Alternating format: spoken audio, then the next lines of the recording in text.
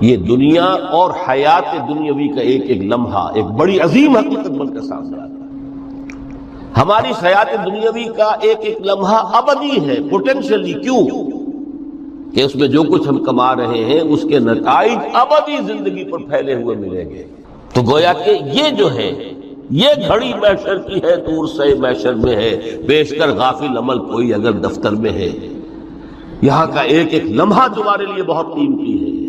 یہاں بو محنت کرو، کاشت کرو تاکہ وہاں کاٹ سکے۔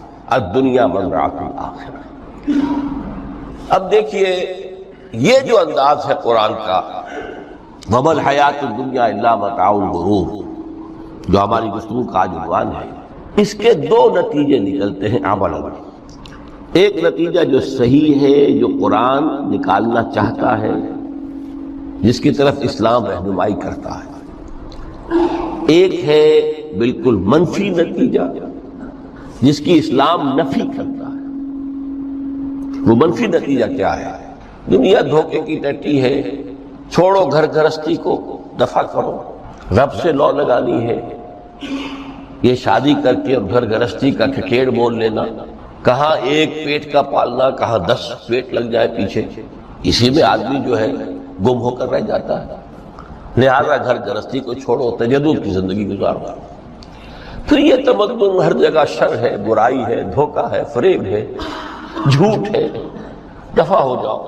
جاؤ کہیں پہاڑوں کی چوٹیوں پر، کہیں غاروں میں، گفاؤں میں، کہیں جنگلوں میں، گنجی دبا۔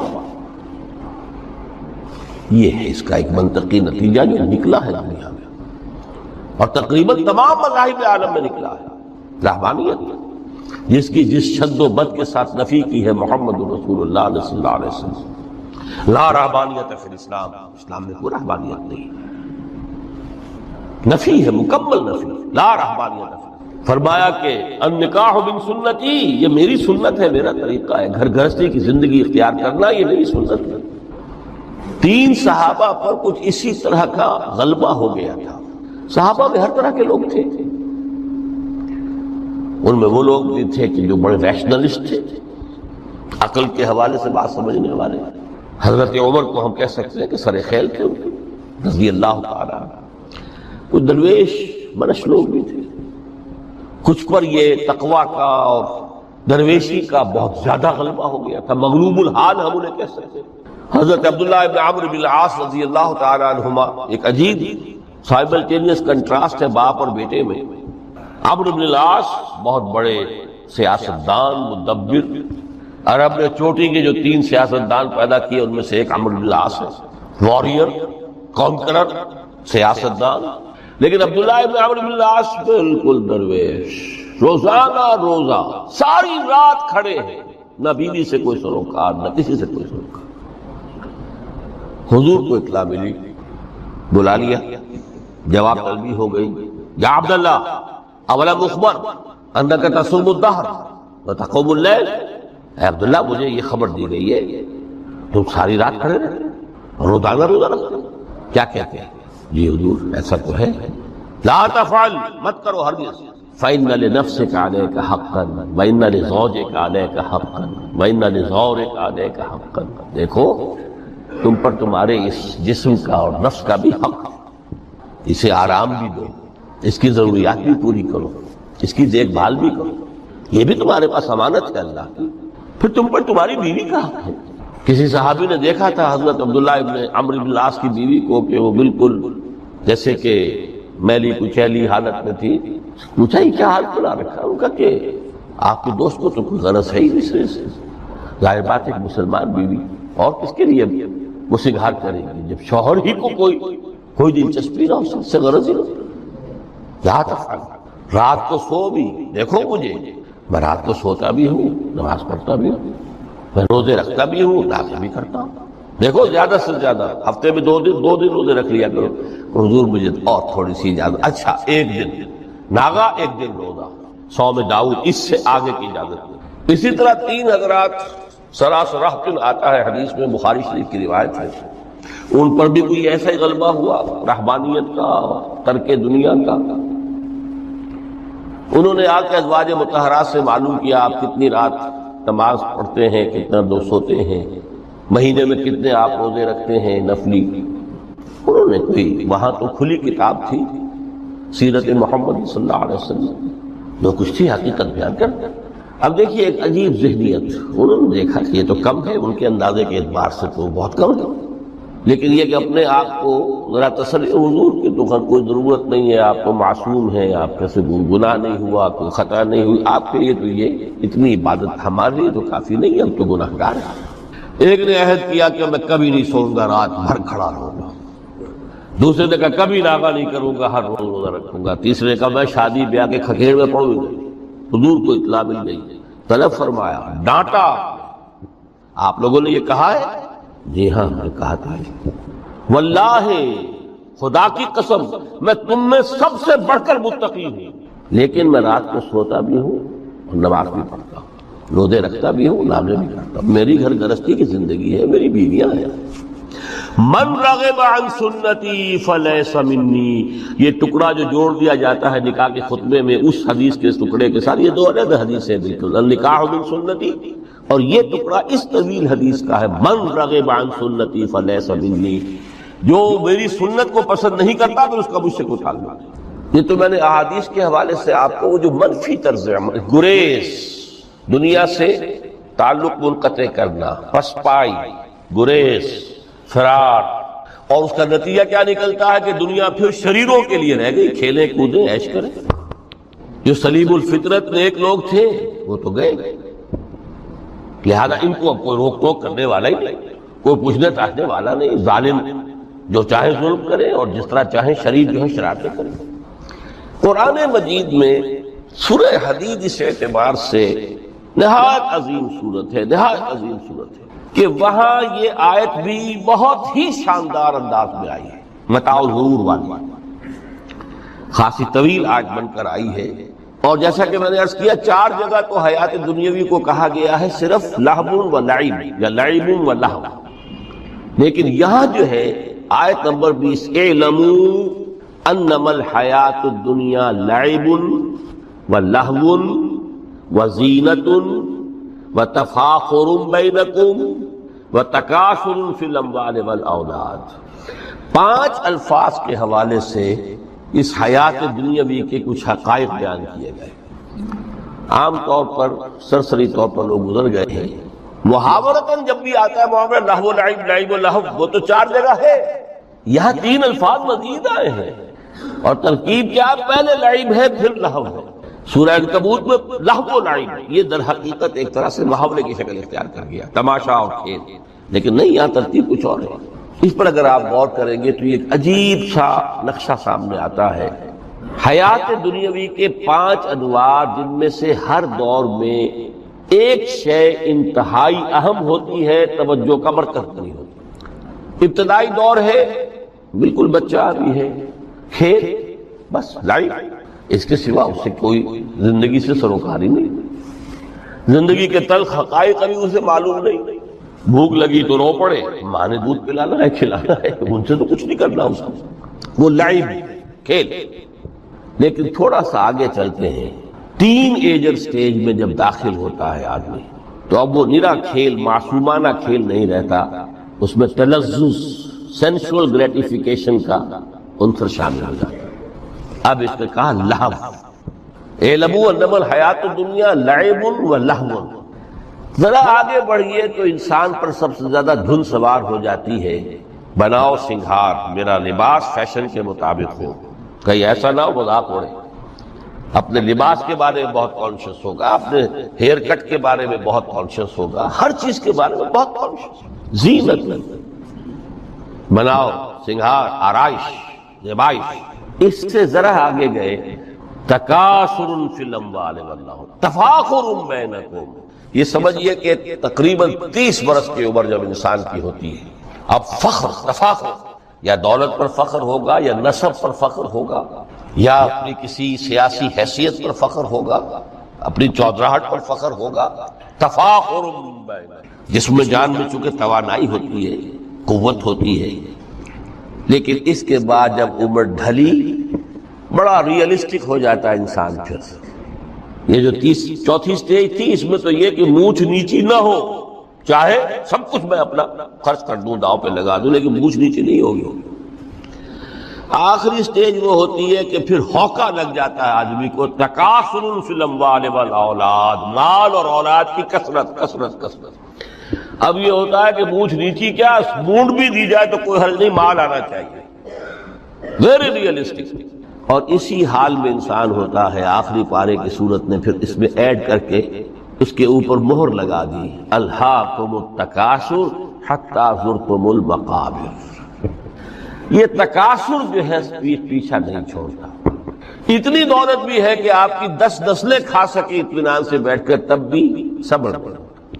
بڑے میاں کی ٹانگیں جو ہے وہ قبر میں لٹکی ہوئی ہیں، لیکن تکاثر جو ہے، تکاثر مال، وہ پیچھا نہیں کرتا۔ حتی زرتم المقابر، یہاں تک کہ قبر تک جاؤ، قبر میں اتار دیا جائے، جب تک ٹانگیں صرف لٹکی ہوئی ہیں اس وقت تک نہیں۔ اس کے بعد تشبیہ دی ہے کہ یہ حیات دنیاوی کا جو ایک سائیکل ہے، اعلموا انما الحیات الدنیا لعب ولہو وزینۃ وتفاخر بینکم وتکاثر فی الاموال والاولاد۔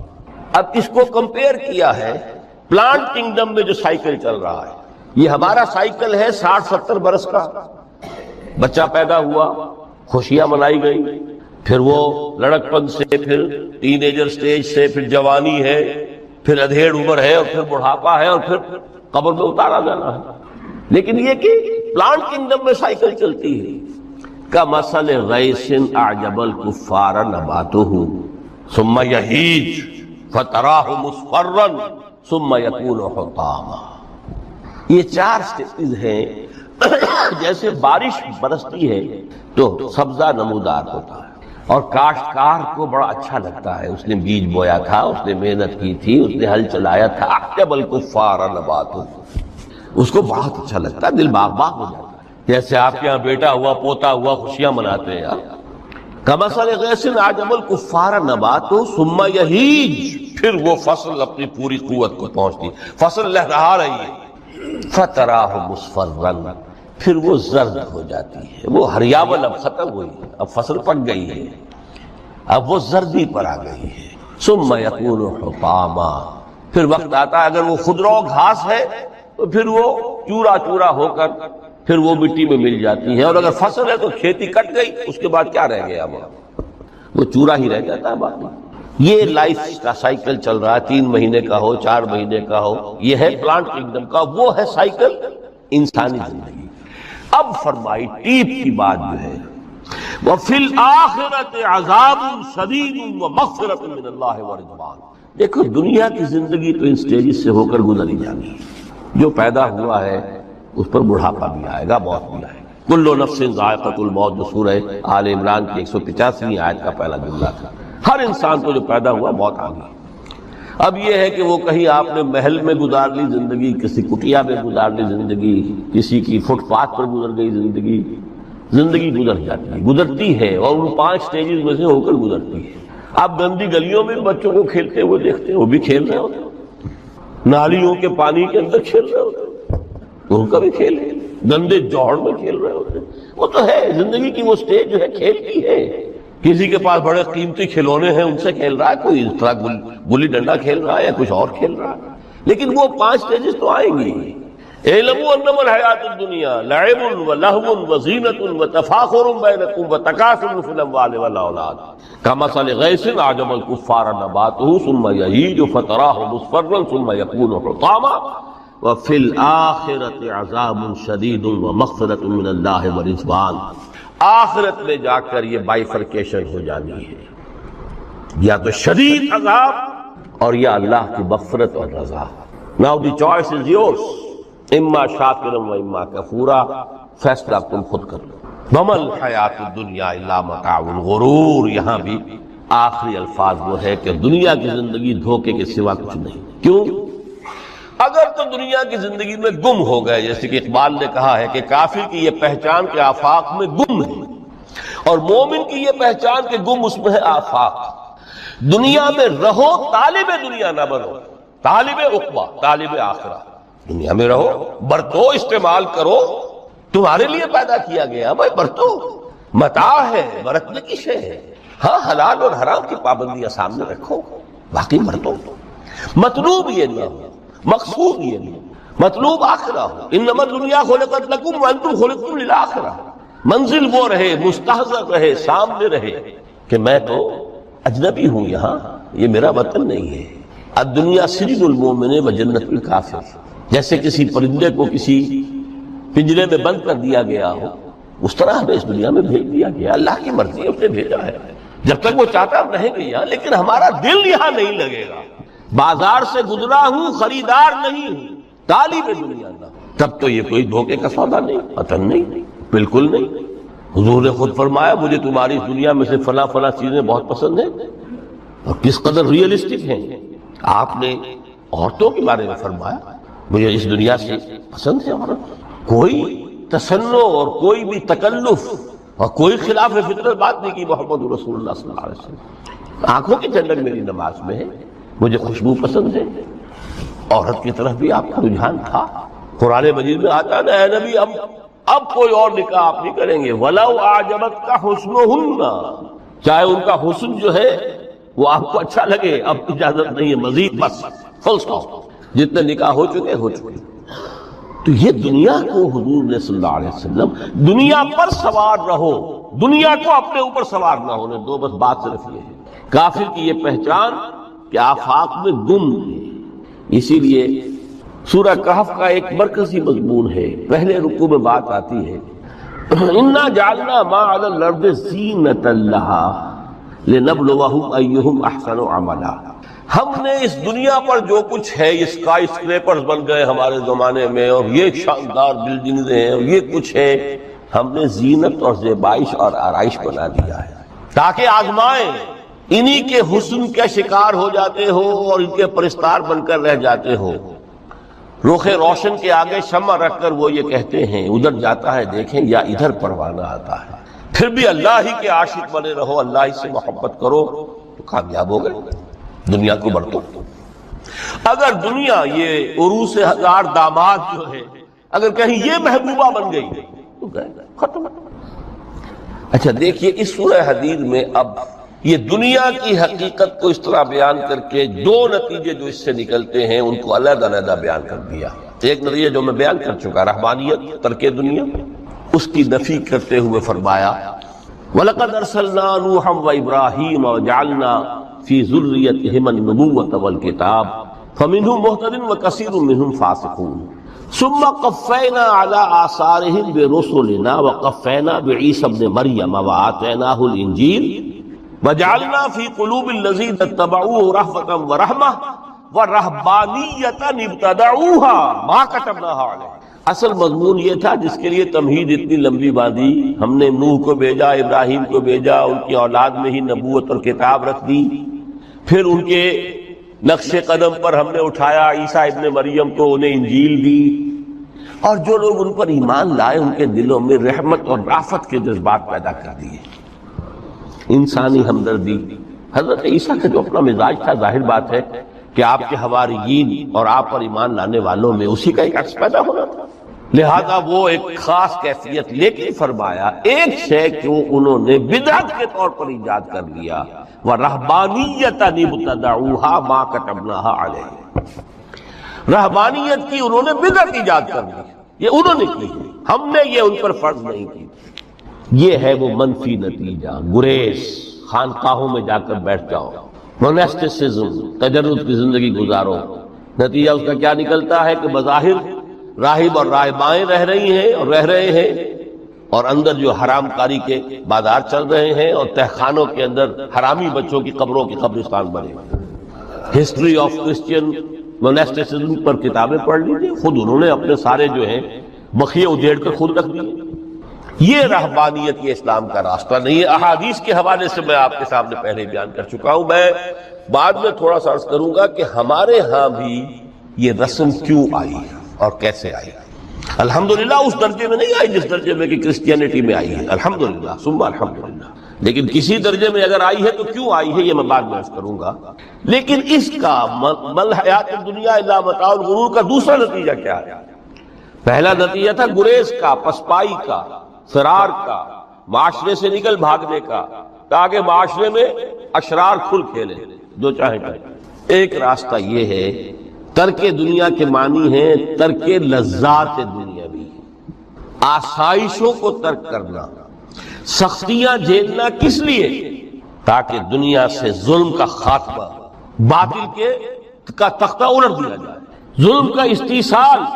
ظاہر بات ہے ظالم آسانی سے ظلم نہیں چھوڑے گا، ایکسپلائٹر وعد و نصیحت سے اپنے ایکسپلائٹیشن سے باز نہیں آئے گا۔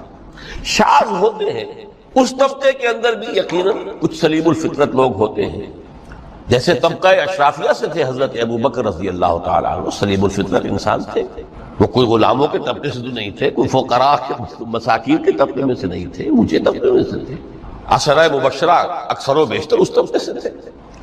لیکن بائی اینڈ لارج وہ جو طبقہ ہوتا ہے، یا تو وہ اپنے جبر اور استبداد کا تخت جو ہے جما کر بیٹھا ہوا لوگوں کی گردنوں کے اوپر، پولیٹیکل ریپریشن ہے، یا اکنامک ایکسپلائٹیشن ہے، استحصال۔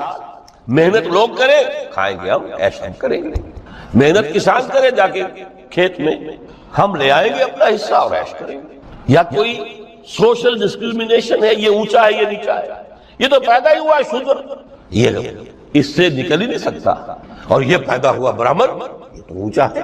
اس تینوں قسم کے ظلم، اس کا خاتمہ کرنا، اس کے لیے جدوجہد کی ضرورت ہے، جہاد کی ضرورت ہے، قتال کی ضرورت ہے، اور جہاد و قتال آپ نہیں کر سکتے جب تک کہ لذات دنیاوی سے کنارہ کشی نہ کریں، جب تک کہ اپنی بیلٹ کو ٹائٹ نہ کریں، جب تک کہ اپنی ضروریات زندگی کو کم نہ کریں۔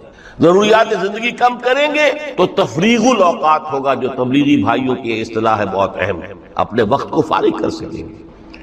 اس وقت کو فارغ کریں گے تو پھر وہ جد و جہد، وہ محنت، وہ جہاد، اس کے لیے آپ کے پاس وقت ہوگا، اس کو آپ لگا سکیں گے۔